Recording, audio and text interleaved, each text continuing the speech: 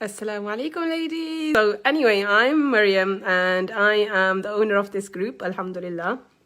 I am a spiritual healing, mindset and leadership coach for high achieving Muslim professionals and entrepreneurs who want to heal their emotional trauma, clear their self-doubt and become super confident so they can, unleash their business into this world and create a legacy that will benefit them in this world and the next, while deeply connecting with Allah subhanahu wa ta'ala. Now, who doesn't want that? Who doesn't want to connect with Allah subhanahu wa ta'ala and use that connection to fuel every single area of our lives?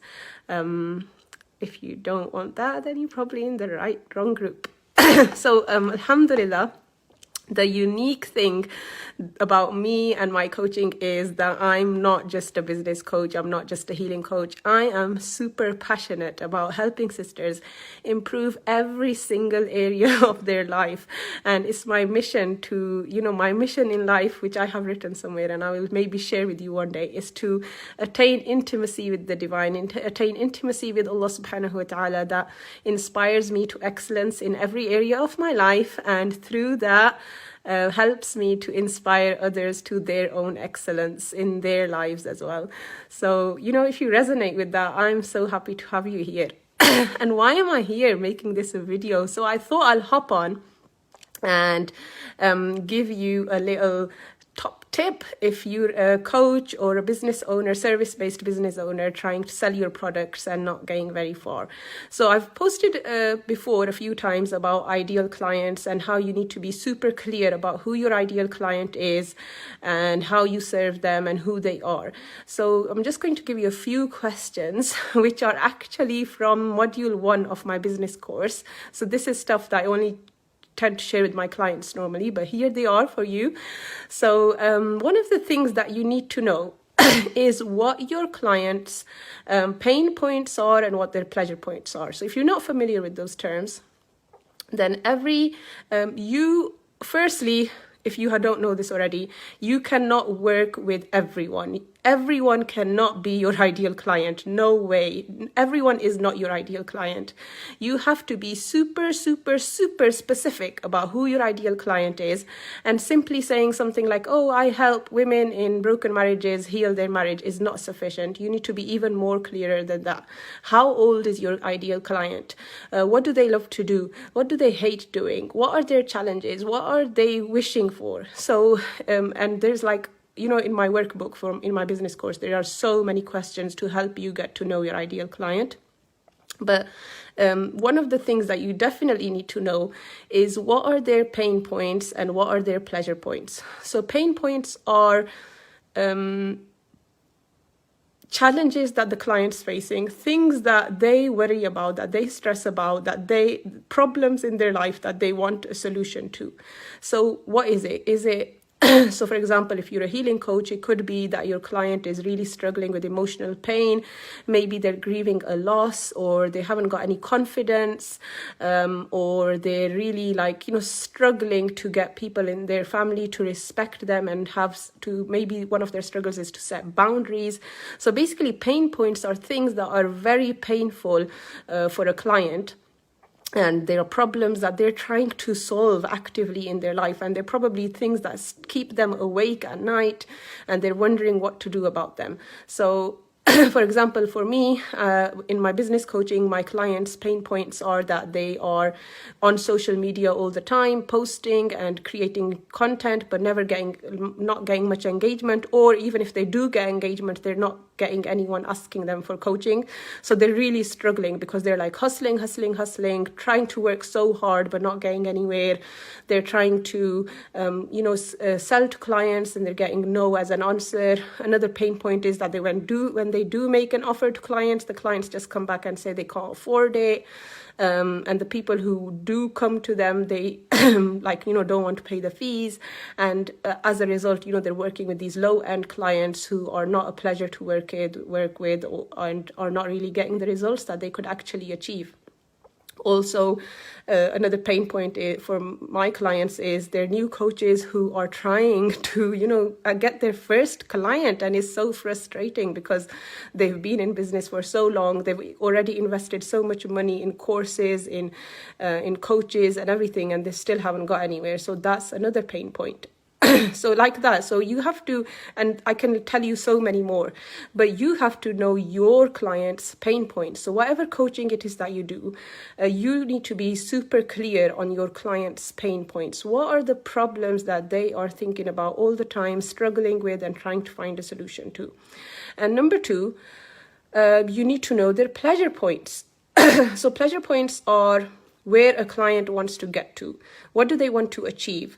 What are their goals in life? If they could wave a miracle wand and, have everything in their life just as they wanted, what would that look like? So what do they want in their life? So maybe they want to be confident. What maybe they want to be able to set boundaries with ease. Maybe they just want time to themselves for reflection and thinking. Maybe they want to change their career. Maybe they want to have an amazing relationship with their spouse. So again, what are the pleasure points? What are those things that your client really wants in their life, those goals that they want to achieve?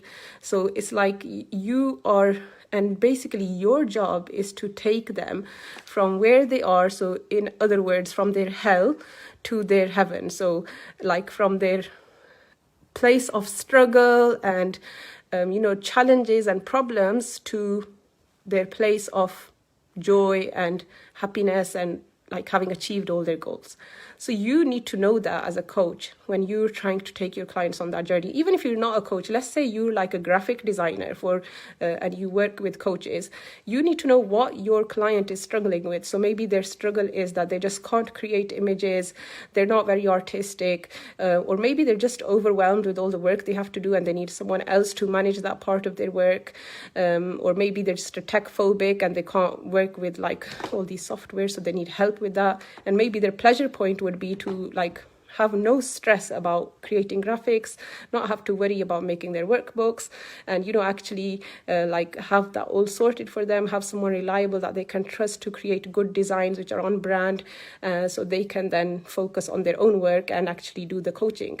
So it's whatever you're doing, whether you're doing coaching, whether you're doing graphic design, whether you're doing some other kind of service-based business, you need to be super clear on what your clients' pain points and pleasure points are, because then you can use that every time you're marketing, every time you're selling something, every time you write a Facebook post. You have to use these two things in your posts in order to get your clients engaged, in order not to make them, this isn't a game. Your intention is to help people. And if you want to help them, you have to make it clear to your clients what you help them with and how you take them from their problem to their solution. And that's what you do when you get super clear on their pain points and pleasure points, because you can then do your marketing based around that and you can help them tackle their problem. And when they see that you know their problem, that you understand them, they will want to come to you and they'll want to work with you. And as a result, you'll have clients, you'll have better clients, you'll have paying clients, you'll have that success in your business that you really want. So let me know if you've heard about this before, if you're already using it, what parts of it are working for you, what's not working for you, and ask questions. Inshallah, I'm here to help. Jazakumullahu khairan. Assalamu alaikum. And once again, if you haven't already, then don't be crazy, don't lose out.